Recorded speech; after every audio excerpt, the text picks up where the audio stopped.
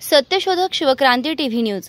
ज्याची कोणी दखल घेत नाही अशा अन्याय, अत्याचार, भ्रष्टाचार, बेकायदेशीर काम होत असेल तर त्याची बातमी, आपल्याकडील विशिष्ट बातम्या, लेख, काही गुणीजन गुणवंत यांची यशोगाथा, समाज उपयोगी मार्गदर्शन, लेख, नोकरी विषयक बातम्या, वाढदिवस, रौप्य महोत्सव, सुवर्ण महोत्सव, अमृत महोत्सव, उद्योगधंद्यांचं उद्घाटन, यशस्वी उद्योगाची माहिती तसंच जाहिराती न घाबरता न लाजता आपले लिखाण पाठवा। आपल्या बातम्या निर्भीडपणे प्रसिद्ध केल्या जातील। शिवक्रांती टीव्ही न्यूज संपादक सत्यशोधक शंकरराव लिंगे 73 87 37 78 01। केंद्रीय मंत्री रावसाहेब दानवे यांचे मूळ गाव जवखेडा दानवे आहे। या गावात गजानन बाबूलाल संत्रे या नावाचे कुंभार समाजाचे कुटुंब आपल्या वडिलोपार्जित मातीच्या घरात राहतात। 22 मे 2024 रोजी या गावातील धन दांडग्या व जात दांडग्या गुंडांनी रात्री 12 ते 1 वाजेदरम्यान कुंभार कुटुंबावर हल्ला केला। कोयते, लोखंडी पाईप, सळ्या अशा शस्त्रांनी बेदम मारहाण केली व संपूर्ण घर उद्ध्वस्त केलं। आता हे कुटुंब बेघर झालं असून रस्त्यावर आलंय। या मराठा गुंडांना आमदार दानवे व मंत्री दानवे यांचा आश्रय असल्यानं पोलिसांचे संरक्षणही या गुंडांना लाभलेले आहे। ओबीसी राजकीय आघाडीतर्फे या हिंसक व भ्याड हल्ल्याचा निषेध करण्यात येत असून आमदार दानवे, मंत्री दानवे यांच्यावर त्वरित कडक कारवाई करण्याची मागणी करण्यात येत आहे। उद्ध्वस्त झालेल्या कुंभार कुटुंबाला नुकसान भरपाई देऊन त्याच जागी त्यांचे पुनर्वसन करण्यात यावे। प्राध्यापक श्रावण देवरे, संस्थापक अध्यक्ष ओबीसी राजकीय आघाडी। नमस्कार मित्रांनो, मी जवखेडा दानवे माननीय केंद्रीय मंत्री रावसाहेब पाटील दानवे यांच्या गावातून बोलतोय। जवखेडा दानवे या ठिकाणाहून मागच्या काही दिवसापासून या गोष्टी सतत आमच्या पाठीमागे लागलेल्या आहेत।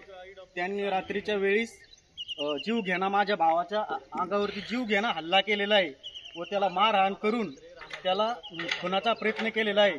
त्यांनी सोबत त्यांच्या काडतूस, त्याच्यानंतर पुन्हा तलवारी, कोयते आणून त्याला मारहाण करून त्या टाकीकडे नेण्याचा प्रयत्न केलेला आहे आणि तिथे मारहाण करून त्या नदीमध्ये सुद्धा नेण्याचा प्रयत्न केलेला आहे।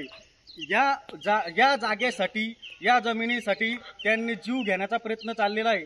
मला असं स्पष्ट तुम्हाला सांगायचं आहे की मित्रांनो, माझी जागा जी जाते नॅशनल हायवे 753 मध्ये, मी ती ऑलरेडी माननीय PWD विभागाचे जे अधिकारी होते त्यांना मोजून दिलेली आहे।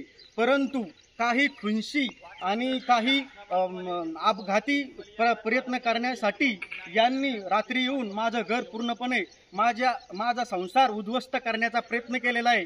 तुम्ही बघू शकता या ठिकाणी मी ऑलरेडी या रोडची सीमा किती आहे, तर या रोडची सीमा आहे 12 मीटर तिकडे आणि 12 मीटर इकडे।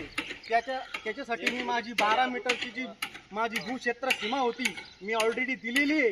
परंतु स्वतः खुनशीपणा करून आणि आम्हाला या गावातून कटकट संपून टाकण्याचा प्रयत्न या ठिकाणी चाललेला या गावामध्ये। त्याच्यासाठी मी तुम्हाला सांगू इच्छितो मित्रांनो, तुम्ही या गावामध्ये हुकुमशाही प्रकारचा जो प्रकार चाललेला आहे, ही हुकुमशाही कुठेतरी संपुष्टात यायला हवी। अन्यथा हे आम्हाला, जर यांना जागा हवीच असेल तर माझा कुठलाही प्रकारचा विरोध नाही। आम्हाला सगळ्याला एक औषधाचा डबा द्या, आम्ही संपून जातो। आमची जागा तुम्ही नावावर करून घ्या आणि तुमच्यासाठी राहू द्या, आम्हाला याचा कुठलाही आमिष नाही। तुम्ही बघू शकता या ठिकाणी रात्री कशा प्रकारचा पत्र वगैरे पाडले, त्याच्यानंतर मूर्त्यांची विटंबना केली। हिंदू धर्मामध्ये या गोष्टीला अत्यंत महत्त्व आहे। परंतु या ठिकाणी या महालक्ष्मीचं तोंड कशा प्रकारे फुटलेलं आहे आणि मूर्त्यांची विटंबना या गावामध्ये कशा प्रकारे केली गेलेली आहे हे तुम्ही या व्हिडिओ माध्यमातून बघू शकता।